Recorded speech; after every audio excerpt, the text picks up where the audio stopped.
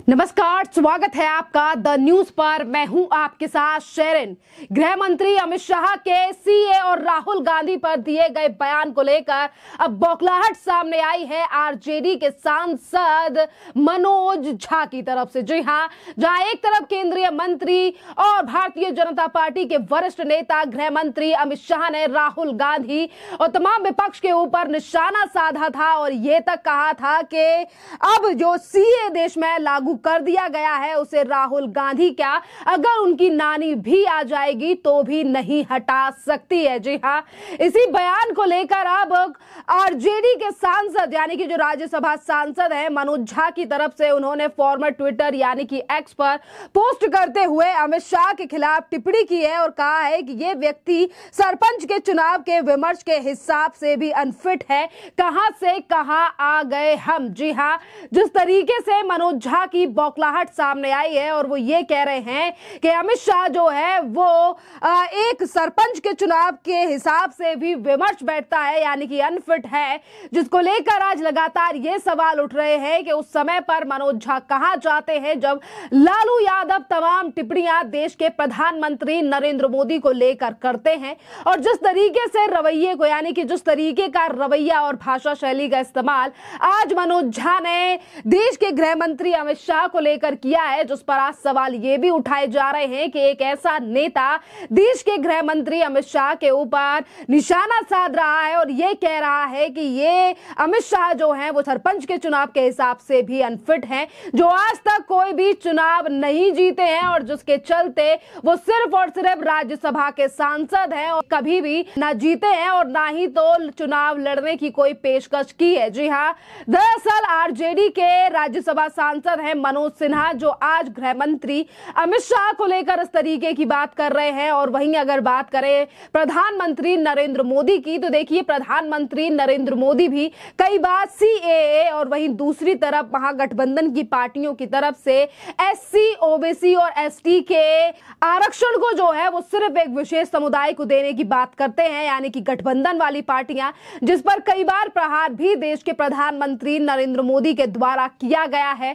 और इन तमाम चीजों को लेकर भी मनोज झा ने कहा कि प्रधानमंत्री नरेंद्र मोदी की भाषा शैली जो है वो बदलनी चाहिए। जिस तरीके से वो बयानबाजी देते हैं, वो प्रधानमंत्री पद का जो है वो दायित्व नहीं निभा रहे हैं। तो सवाल ये खड़ा होता है कि जब राहुल गांधी या तमाम और नेता देश के प्रधानमंत्री नरेंद्र मोदी को डिक्टेटर और तमाम शब्दों को कहकर पुकारते हैं, जब मनोज झा जो कि पेशे से एक प्रोफेसर भी माने जाते हैं, उस समय पर ये आवाजें क्यों नहीं उठाई जाती हैं। जी हां, आज लगातार यही सवाल जो है वो मनोज झा को लेकर आज उठते हुए दिखाई दे रहे हैं। बात अगर हम अमित शाह की करें जिस बयान को लेकर इतना ज्यादा कुलबुला उठे मनोज झा, दरअसल अपनी एक रैली के दौरान कांग्रेस नेता राहुल गांधी पर निशाना साधते हुए जो है वो अमित शाह ने बड़ी बात कही थी और उन्होंने कहा था कि वायनाड से सांसद हैं, देश में पाकिस्तान के एजेंडे को जो आगे बढ़ा रहे हैं,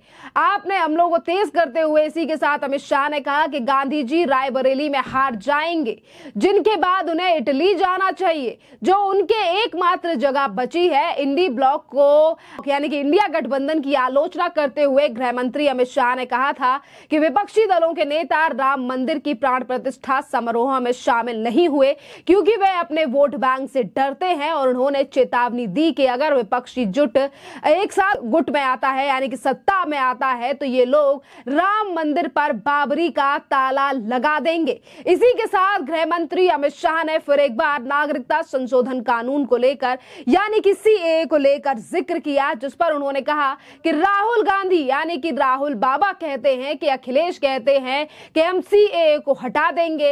अरे राहुल बाबा, आप तो क्या आपकी नानी भी ऊपर से वापस आ जाए तो सीएए को नहीं हटा सकती है। गृह मंत्री अमित शाह ने कहा कि पाकिस्तान से भारत में आए हिंदू, सिख, बौद्ध और जैन के लोगों को नागरिकता देने का प्रधानमंत्री नरेंद्र मोदी जी के द्वारा ही ये कानून लाया गया है। और कन्नौज में अमित शाह पहले ये भी कह चुके हैं कि सदियों से हमारा कन्नौज दुनिया भर में इत्र की खुशबू पहुंचाता है। और जब G20 वाले दल आए थे तो हमारे नेता मोदी जी ने सबको कन्नौज का इत्र भेंट किया था। देखिए, जहां पर भी गृह मंत्री अमित शाह जा रहे हैं, चाहे फिर वो कन्नौज हो, चाहे फिर इसके अलावा लखीमपुर खीरी हो, हर जगह पर CAA को लेकर जिक्र जरूर किया जा रहा है, क्योंकि इंडी गठबंधन की कई ऐसे राजनीतिक दल हैं जिन्होंने अपने मैनिफेस्टो में यह तक कहा है कि अगर हमारी सरकार, यानी कि अगर 4 जून को रिजल्ट आते हैं और उसमें इंडी गठबंधन की सरकार बनती है, तो कई पार्टियों के मैनिफेस्टो में इन चीजों का जिक्र है कि ना ही तो वो 2025 में आने वाले NRC को आने देंगे, और इसी के साथ ये जो CAA लागू किया गया है कुछ दिन पहले देश में, इसे भी रद्द कर दिया जाएगा। साथ ही इसके कश्मीर को लेकर भी तमाम मैनिफेस्टो में विपक्षी पार्टियों की तरफ से बातें कही गई हैं, जिसमें से धारा 370 को वापस लगाने की भी बात कई विपक्षी पार्टियों के इसी मैनिफेस्टो में दिखाई दे रही है। और उन्हीं गठबंधन की पार्टियों के मैनिफेस्टो को लगातार टारगेट जो है वो भारतीय जनता पार्टी के नेता, या फिर हम कहें कि देश के गृह मंत्री और देश के प्रधानमंत्री नरेंद्र मोदी लगातार विपक्ष के इन तमाम मैनिफेस्टो को लेकर हमलावर नजर आ रहे हैं। ये कहना चाहता हूं कि ये कांग्रेस वाले, सपा वाले, बसपा वाले झूठा प्रचार कर भारतीय जनता पार्टी और मोदी जी को बदनाम कर रहे हैं। ये कह रहे हैं मोदी जी को 400 सीट दोगे तो आरक्षण चला जाएगा। भाइयों बहनों, पिछड़ा वर्ग के आरक्षण पर अगर किसी ने डाका डाला है तो अखिलेश यादव की साथी पार्टी कांग्रेस पार्टी ने डाला है। कर्नाटक के अंदर उनको बहुमत मिला, मुसलमानों को 5% आरक्षण दिया। मुझे बताओ भाइयों बहनों, ये 5% आरक्षण किसका कटा? केवल और केवल मेरे पिछड़े वर्ग के भाइयों बहनों का आरक्षण कटने का काम एक कांग्रेस पार्टी ने किया। आंध्र प्रदेश में उनकी सरकार बनी, वहां पर भी मुसलमानों को आरक्षण दिया, और किसका काट कर दिया? पिछड़ा वर्ग का काट कर। मैं आज खीरी के सामने कहकर जाता हूं, भारतीय जनता पार्टी का बहुमत ला दो, इस संविधान विरोधी मुस्लिम आरक्षण को हम समाप्त कर पिछड़ा वर्ग को देने का काम करेंगे। भाइयों बहनों, ये राहुल बाबा कहते हैं हम एक झटके में गरीबी मिटा देंगे। अरे राहुल बाबा, आपका ट्रैक रिकॉर्ड देखो।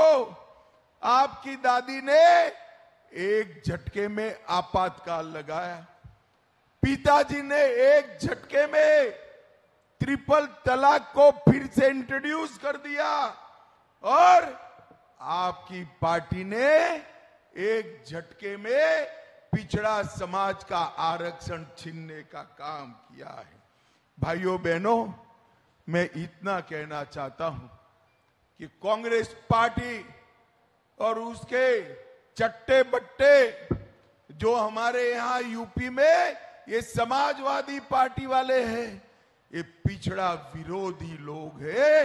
ये बात सभी पिछड़ा वर्ग के लोगों ने समझकर चलनी चाहिए। भाइयों बहनों, मुझे बताओ कि मोदी जी अभी अभी पाकिस्तान से जो भारत में आए हैं, हिंदू, सिख, बौद्ध, जैन, उनको नागरिकता देने का कानून CAA लेकर आए। एक खीरी में भी ढेर सारे लोगों के पास नागरिकता नहीं है, यहां बसाहते बसी है। भाइयों बहनों, मुझे जोर से बताओ, ये हमारे हिंदू, सिख, बौद्ध भाई आए हैं, इनको नागरिकता मिलनी चाहिए या नहीं मिलनी चाहिए? अरे जोर से बोलो, मिलनी चाहिए या नहीं मिलनी चाहिए? ये राहुल बाबा कहता है, अखिलेश कहते हैं कि हम CAA को हटा देंगे। अरे राहुल बाबा, आप तो क्या आपकी नानी भी ऊपर से वापिस आ जाए, इस सीए को नहीं हटा सकती। हम मोदी जी के नेतृत्व में एक एक पाकिस्तान बांग्लादेश से आए हुए भाई बहन को नागरिकता देकर उसका सम्मान करेंगे। और आप बोर्ड लेकर खड़े हो, चिंता मत करो भाइयों बहनों, आपका इस देश पर इतना ही अधिकार है जितना मेरा और अजय मिश्रा का अधिकार है। आपका अधिकार कोई नहीं छीन सकता। भाइयों बहनों, मुझे बताओ, ये राम मंदिर बनना चाहिए था या नहीं बनना चाहिए था? अरे भले आदमी जोर से बोलो, बनना चाहिए था या नहीं बनना चाहिए था? 70 साल से एक कांग्रेस पार्टी कोर्ट के केस के बहाने धोखा देती रही। मोदी जी को आपने दूसरी बार बनाया प्रधानमंत्री। मोदी जी ने 5 ही साल में केस भी जीता, भूमि पूजन भी किया और 24 जनवरी को प्राण प्रतिष्ठा कर जय श्री राम कर दिया। और भाइयों बहनों, जब प्राण प्रतिष्ठा हो रही थी, ट्रस्ट वालों ने, ये अखिलेश, डिंपल बहन, राहुल बाबा, इनकी बहन प्रियंका, माताजी खड़गे जी, सबको निमंत्रण दिया, मगर वो प्राण प्रतिष्ठा के कार्यक्रम में नहीं गए। क्यों नहीं गए भाई? बताओ खीरी वालों, क्यों नहीं गए? ना भाई, वो अपनी वोट बैंक से डरते हैं। उनकी वोट बैंक कौन है मालूम है ना? अरे जोर से बोलो, उनकी वोट बैंक कौन है मालूम है ना? आप नहीं हो, मुगालते में मत रहना, उनकी वोट बैंक अलग है, अलग। इससे डरकर नहीं गए। अरे राहुल जी, अखिलेश जी, जो राम के काज से डर जाए, उत्तर प्रदेश इसके साथ नहीं रह सकता, नहीं। भाइयों बहनों, मोदी जी ने इस देश को आतंकवाद से मुक्त कराने का काम किया। इस सोनिया मनमोहन की सरकार थी, 10 साल उनकी सरकार चली। आए दिन आलिया, मालिया, जमालिया पाकिस्तान से घुस जाते थे, बम धमाके करते थे और चले जाते थे। इसी के साथ गृह मंत्री अमित शाह ने यह तक कहा कि कांग्रेस की जो पार्टी है वहां पर सिर्फ और सिर्फ गांधी परिवार का राज रहा और उन्होंने सिर्फ और सिर्फ अपने कुछ ही वोट परसेंटेज के लिए देश में काम किया। यह ऐसा परिवार है जो जीतता है और बाद में दिखाई भी नहीं आता है और हारता है तब भी दिखाई नहीं आता। इसी के साथ उन्होंने ये कहा कि कोरोना की विकट महामारी के दौरान अखिलेश यादव की अगर हम बात करें तो अखिलेश यादव या डिंपल जी जो है उन्होंने कुछ काम नहीं किया। क्या उत्तर प्रदेश में उनका काम करने का कुछ लक्ष्य नहीं था? जिस तरीके से अखिलेश यादव उत्तर प्रदेश के पूर्व मुख्यमंत्री भी रह चुके हैं। इसी के साथ पूरे विपक्ष पर हमला करते हुए गृह मंत्री अमित शाह ने कहा कि पूरा गठबंधन जो है वो सिर्फ और सिर्फ परिवारवादी पार्टियों से भरा हुआ है। इन लोगों को परिवार के अलावा कुछ भी दिखाई नहीं देता है। इसी के साथ देखिए, समाजवादी पार्टी को लेकर और साथ ही साथ कांग्रेस को लेकर लगातार उत्तर प्रदेश में हमलावर जो है वो दिखाई दे रहे हैं गृह मंत्री अमित शाह। बात अगर फिर एक बार बिहार पर करें, क्योंकि देखिए मनोज झा की तरफ से दिए गए बयान, जिस तरीके से वो कभी गृह मंत्री अमित शाह को टारगेट करते हैं, कभी वो प्रधानमंत्री नरेंद्र मोदी की भाषा शैली को लेकर सवाल उठाते हैं। इसी बीच जहां एक तरफ क्योंकि प्रधानमंत्री नरेंद्र मोदी कई बार लालू यादव के ऊपर निशाना तक साध चुके हैं और ये तक कह चुके हैं कि गाय भैंसों का चारा खाने वाले लोग आज एसटी, एससी और ओबीसी के जो आरक्षण को लेकर जो है वो सिर्फ और सिर्फ एक विशेष समुदाय को देना चाहते हैं, जिसके बाद भी कई बार बौखलाहट सामने आई आरजेडी के नेताओं की और उन्होंने पलटवार करके ये कहा कि सिर्फ और सिर्फ बदनाम करने की कोशिश की जा रही है। पर दरअसल देखिए, अब आरजेडी अकेली हो चुकी है, कांग्रेस के साथ गठबंधन है। इसी के साथ लगातार आरजेडी ये कोशिश कर रही है कि इस बार ज्यादा से ज्यादा सीटें जो हैं वो बिहार से निकाल पाए। पर वहीं दूसरी तरफ जेडीयू, जो कि आज एनडीए का हिस्सा बन चुकी है, वो भी लगातार आरजेडी और तेजस्वी यादव के ऊपर हमलावर दिखाई देती है जब उनके नेता कभी प्रधानमंत्री को लेकर भी टिप्पणी करते हैं। जी हां, इस पूरे मामले पर अब आप लोगों की जो भी राय हो, आप भी हमें कमेंट कर जरूर बताइए। धन्यवाद।